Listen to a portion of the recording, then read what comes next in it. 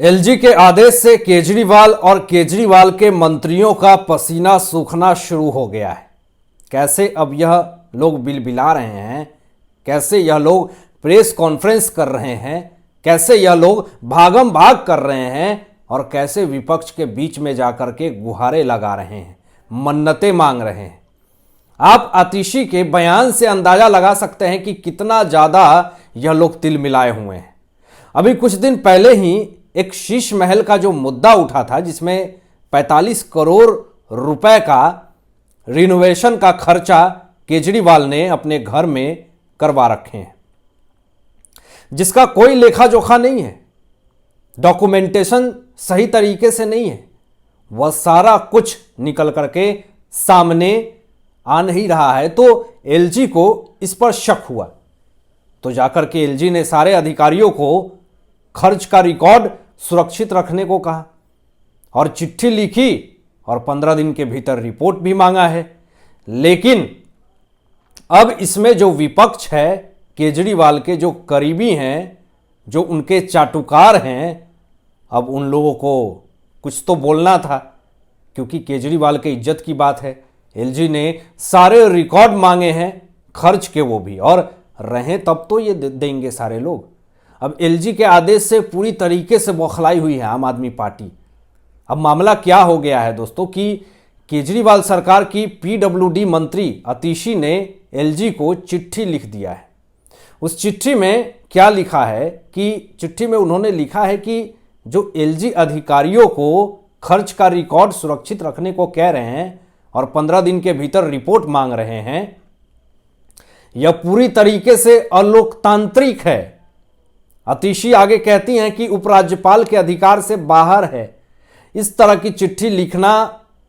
अब सवाल बहुत बड़ा खड़ा होता है दोस्तों, बहुत बड़ा बवाल शुरू हो गया है कि आम आदमी पार्टी सरकार, अरविंद केजरीवाल एलजी के आदेश का विरोध क्यों कर रहे हैं।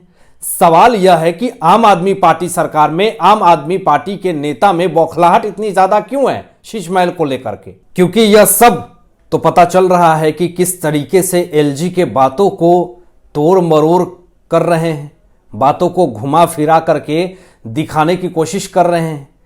लेकिन एलजी ने साफ तौर पे आदेश दे दिए हैं, निर्देश दे दिए हैं कि अगर 15 दिन के भीतर शीश महल का पूरा डॉक्यूमेंटेशन, अकाउंटेबिलिटी अगर नहीं दिखाया गया मीडिया में और जनता के बीच में, तो पूरी तरीके से इसमें कार्रवाई होगी।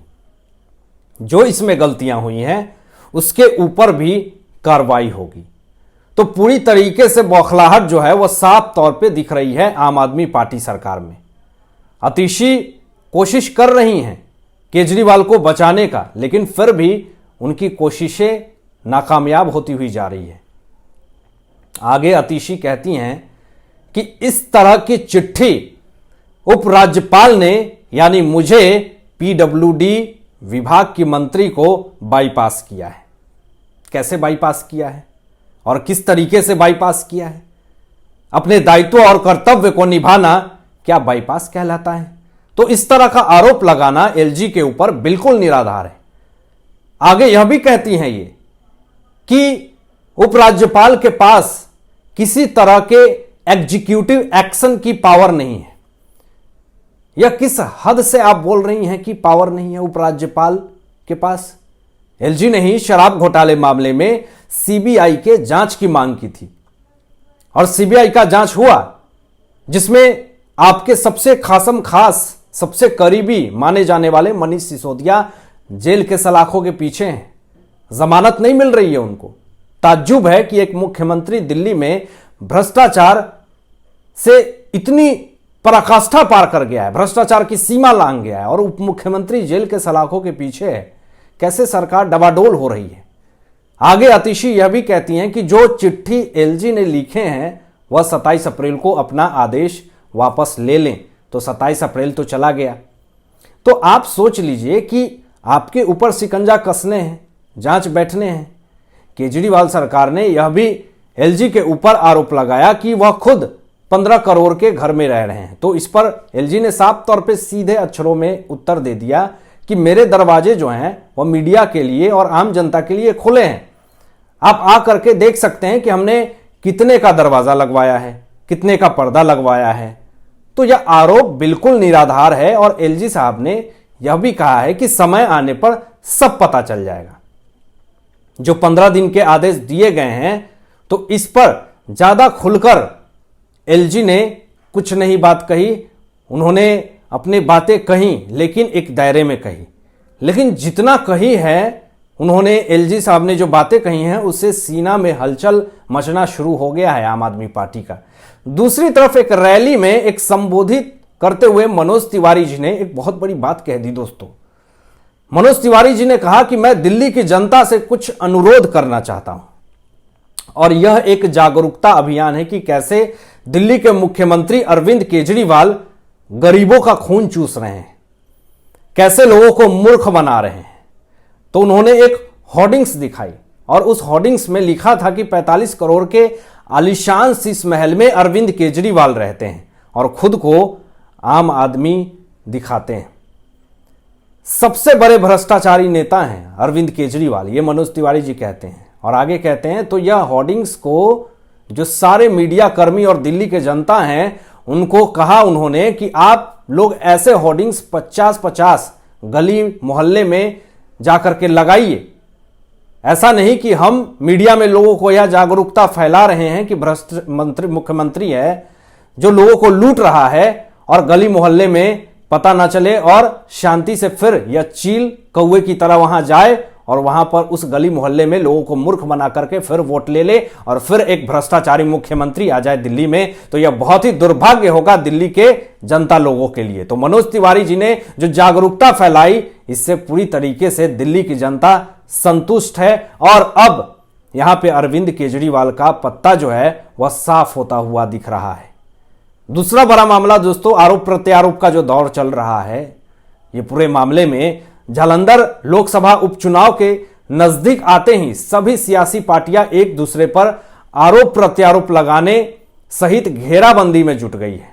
कांग्रेस भाजपा एक साथ तेजी से आम आदमी पार्टी सरकार पर सवाल खड़े कर रहे हैं। अब कांग्रेसी विधायक सुखपाल सिंह खैहरा ने इस संबंध में एक ट्वीट कर अरविंद केजरीवाल को नकली क्रांतिकारी तक कह दिया है। कांग्रेसी विधायक सुखपाल खैहरा ने अरविंद केजरीवाल द्वारा 7 जून 2013 के शपथ पत्र के एक एफिडेविट को अपलोड कर इसे झूठा बताया है। दरअसल इसमें अरविंद केजरीवाल द्वारा लोगों से किए गए सभी वादे हैं जो बकौल कांग्रेस सच से कोसों दूर हैं। अरविंद केजरीवाल ने अपने एक एफिडेविट में कहा कि वह लाल बत्ती की गाड़ी नहीं लेंगे, अनावश्यक सुरक्षा नहीं लेंगे, क्योंकि सुरक्षा बल नेताओं की सुरक्षा के लिए नहीं बल्कि आम आदमी की सुरक्षा के लिए होने चाहिए। ये झूठे झूठे वादे करके सरकार में तो आ गए, पद तो ले लिया, लेकिन भ्रष्टाचारी भी हो गए पूरी तरीके से। यह भी उस एफिडेविट में लिखा है कि मैं बड़ा बंगला नहीं लूंगा। इसके अलावा भी कई अन्य वादे लिखे हुए हैं। सुखपाल सिंह खैहरा ने एफिडेविट के साथ एक वीडियो भी अपलोड किया है दोस्तों। इसमें दावा किया गया है कि जो अरविंद केजरीवाल अपने लिए 4-5 कमरों के घर से बड़ा घर नहीं होने की बात कहते थे, उन्होंने अपने आवास के रेनोवेशन पर 44 करोड़ 78 लाख रुपए खर्च कर दिए। इस संबंध में करीब 45 करोड़ रुपए के दस्तावेज होने का भी हवाला दिया गया है। अब पंजाब भाजपा ने भी अरविंद केजरीवाल की घेराबंदी करते हुए एक पोस्ट ट्वीट किया है। इसमें भी 45 करोड़ रुपए खर्च कर अपने महल को सजाए जाने की बात कही गई है। तो चारों तरफ से अरविंद केजरीवाल किस तरीके से घिरते हुए जा रहे हैं, अब इनका दिमाग काम करना बंद कर चुका है।